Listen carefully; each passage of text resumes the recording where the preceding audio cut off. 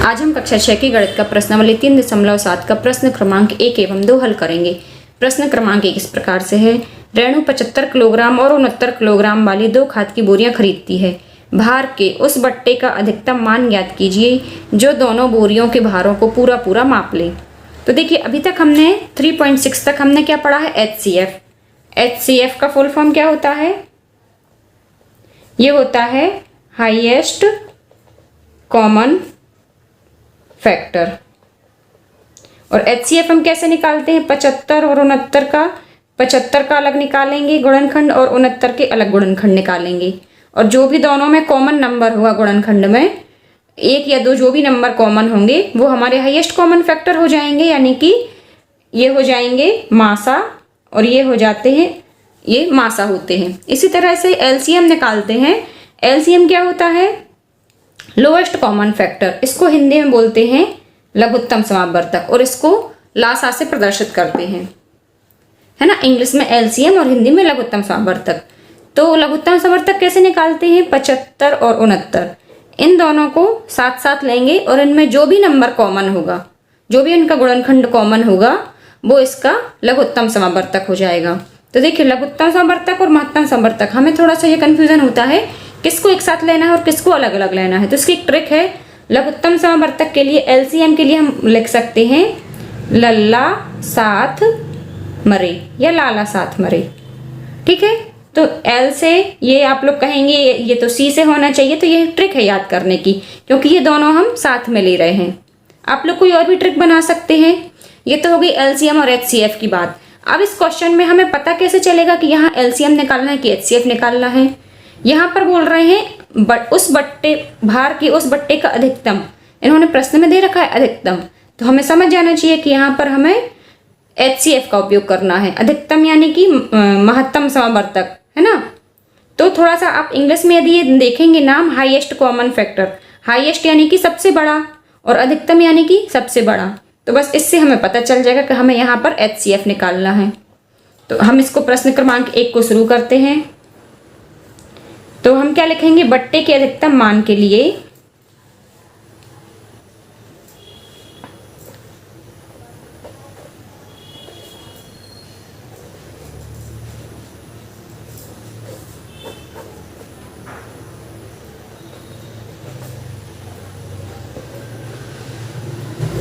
हमें 75 और 69 का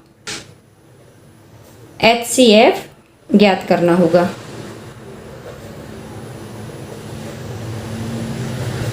तो 75 का HCF, 75 के गुणनखंड क्या क्या हो जाएंगे? हम 3 से भाग करेंगे इसको, तो ये हो जाएगा 3 दूनी 6 और 3 पाँचे 15, फिर 5 से देंगे 5 25 और फिर 5 एकम 5।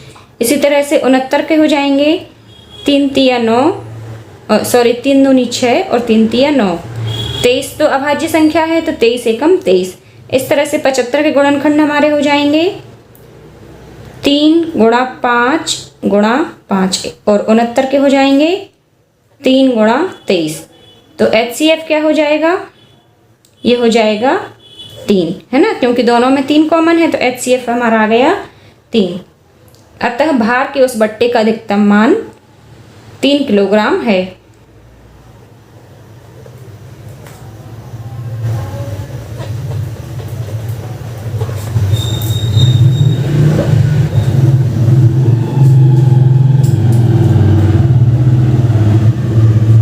इसी का प्रश्न क्रमांक 2 देख लेते हैं। प्रश्न क्रमांक 2 इस तरह से है। 3 लड़के एक ही स्थान से एक साथ कदम उठाकर चलना प्रारंभ करते हैं।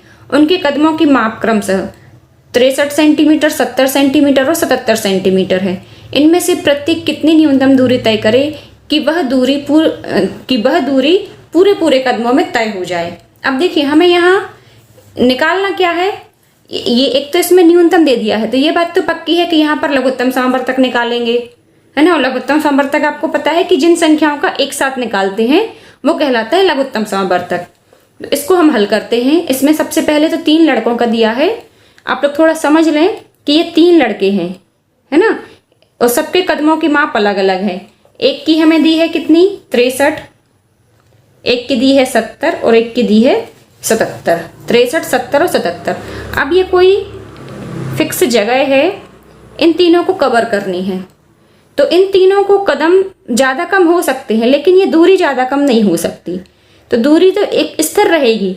अब 63 वाला थोड़े ज़्यादा कदम रखेगा, 70 वाले कम रखेगा, 77 वाले और कम रखेगा। लेकिन वो ऐसी दूरी कौन सी फिक्स कर दें कि इन तीनों के जो कदम हैं वो ना यानी ज़्यादा कम तो हो जाएं, लेकिन दूरी ज़्यादा कम ना हो।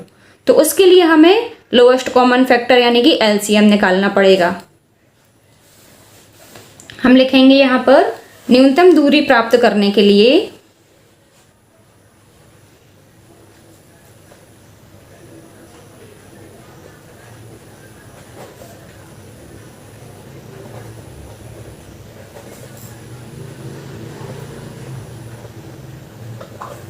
तिरसठ 70 व 63 सेंटीमीटर, 70 सेंटीमीटर व 77 सेंटीमीटर का एलसीएम निकालना पड़ेगा।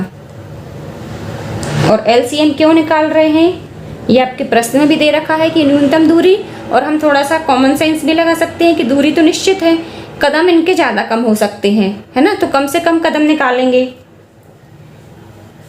तो 63 70 व 63 का एलसीएम 63 70 और 77 ये हमने ले लिए तीनों। अब इनका हम एलसीएम निकालेंगे तो सबसे पहले तो हम करेंगे 2 से इसको भाग दे सकते हैं, इन दोनों में नहीं जाएगा तो 2 से करेंगे 70 को, ये तो वैसे ही रहेंगे, ये 35 बार और ये 77। अब हम 3 से दे सकते हैं, तो 3 से देंगे तो 3 दूनी 6, 3 एकम 3। फिर अब ये तो 3 से जाएगा नहीं, वैसे रहेगा 35। 77 में भी 3 से नहीं जाएगा, तो इसको भी हम वैसे लिख देंगे। अब फिर से हम 3 से देंगे क्योंकि 27 में तो जाएगा, तो 30 आते 21 और ये 35 वैसे रहेगा और 77 वैसे रहेगा। ये आप लोग साइड में भाग दे के देख लीजिए जिनको नहीं पता है 77 में जाता है 3 से या नहीं। तो अब 7 से करेंगे हम, तो 7 एकम 7, 7 पौना 35 और 7 11 77। अब हम देंगे इसमें भाग 5 से, तो ये हो जाएगा, एक वैसे रहेगा, 5 एकम 5 और ये 11। अब हम इसको देंगे 11 से, 1 1 और ये 1। आप चाहें तो 7 की जगह पहले 5 से दे सकते हैं क्योंकि छोटी संख्याओं का पहले दिया जाता है। तो 63 70 व 77 का एलसीएम ये हो जाएगा हमारा 2 गुणा 3 गुणा 3 गुणा 7 गुणा 5 गुणा 11। तो ये तो हो जाएंगे, जब ज़्यादा संख्या है 2 2 का गुणा कर लेंगे, ये दोनों और ये दोनों, 2 3 6 7 3 21 और ये 5 11 55। अब यहाँ पर देखिए 21 गुणित 6, ये हो जाएगा 6 एकम 6, 6 दूनी 12 और गुणा 55, तो 55 30, 5 दूनी 10 और 3 13, 5 एकम 5 और 1 6। ये भी 55 30, 5 दूनी 10 और 3 13 और ये 5 एकम 5 और 1 6। ये 0, ये 3, ये 9 और ये हो गए 6। इस तरह से इनका गुणनफल आ गया 6 9 3 0, है ना, और ये हो गया सेंटीमीटर। तो अब हम क्या लिखेंगे आंसर में, जो प्रश्न में पूछा है। अतः प्रत्येक, जो प्रश्न में हमें लाइन दी है ना उसी के अकॉर्डिंग हम आंसर लिखेंगे। अतः प्रत्येक इतनी दूरी तय करे जो हमारी आई है, तो वह पूरे पूरे कदमों में तय हो जाएगी।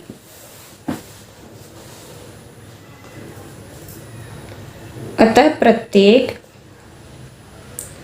6930 सेंटीमीटर दूरी तय करे तो वह न्यूनतम कदमों में, तो वह न्यूनतम नहीं पूरे पूरे कदमों में